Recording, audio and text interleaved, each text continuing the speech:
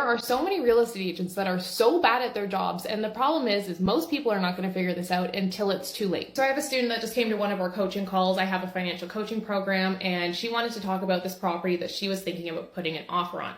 Her agent didn't identify any of these red flags to her, but I saw so many of them as soon as she started talking about the home. When we were talking about the expenses that she would have to pay for every month with purchasing this property, one of the things was a maintenance fee because it was a condo. Now, this maintenance fee was $900 a month.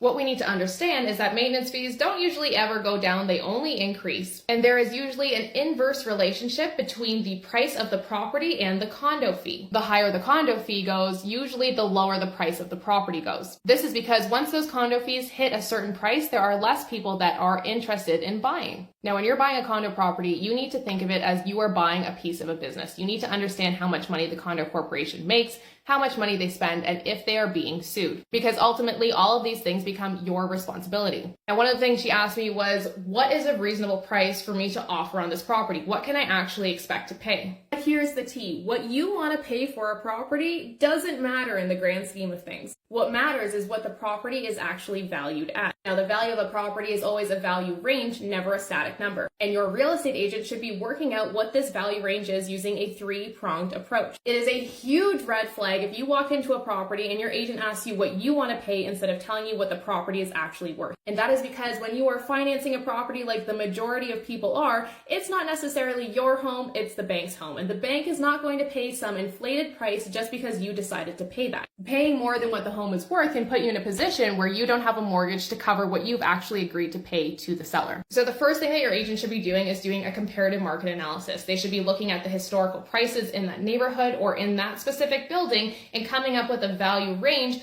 based on the most recent sales. The more current the sale, the better the comparable. What I actually used to do for my clients when I was a real estate broker is I would have a spreadsheet and I would come up with the 3 most comparable properties and I would plus or minus for different deficiencies. From this, I would come up with a value range. This is the first prong. Now, the second prong, this is where we would look at the average price increase or decrease in that specific neighborhood since the last time the property was sold. This is a less reliable way of coming up with the value of the property, but it's still important to compare this to your numbers from your comparative market analysis to make sure you're on the right track. The third prong you need to look at is the supply and the demand of that specific neighborhood.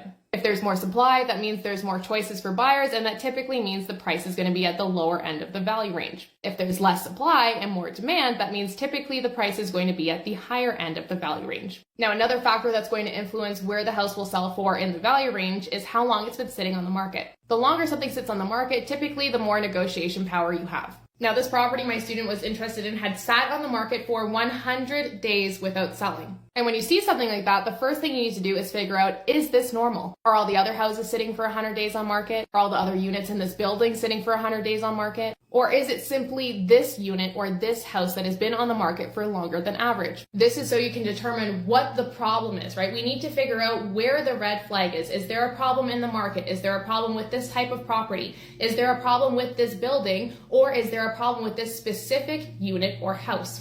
And this is not something that you should be expecting the seller or the seller's agent to answer for you. A huge red flag to me was when my student told me her agent called the seller's agent to ask them, well, why didn't the property sell? Her agent came back to her and said the seller didn't really know why it didn't sell, so he has no information for her. The seller's agent does not have a fiduciary duty to the buyer. They have a fiduciary duty to the seller. They have to look out for the seller's best interest. Is it in the seller's best interest to give details about why a property isn't selling to a potential buyer? No.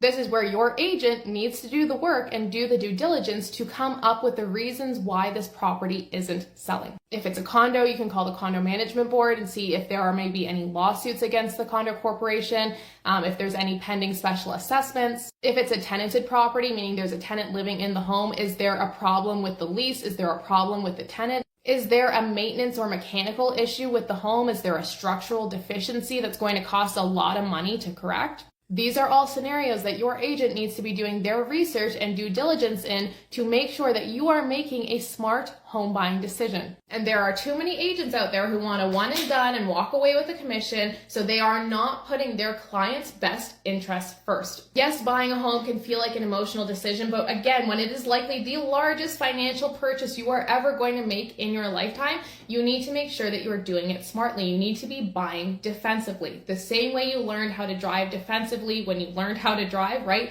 You can't control everybody else on the road, but you can control yourself and your own actions to keep you safe. That is how you need to be buying a home. That is how you need to be investing. Even in a super hot, rising housing market, not doing this can be the reason why you lose a lot of money. Especially if you are buying as an investment property, the money is made on the buy.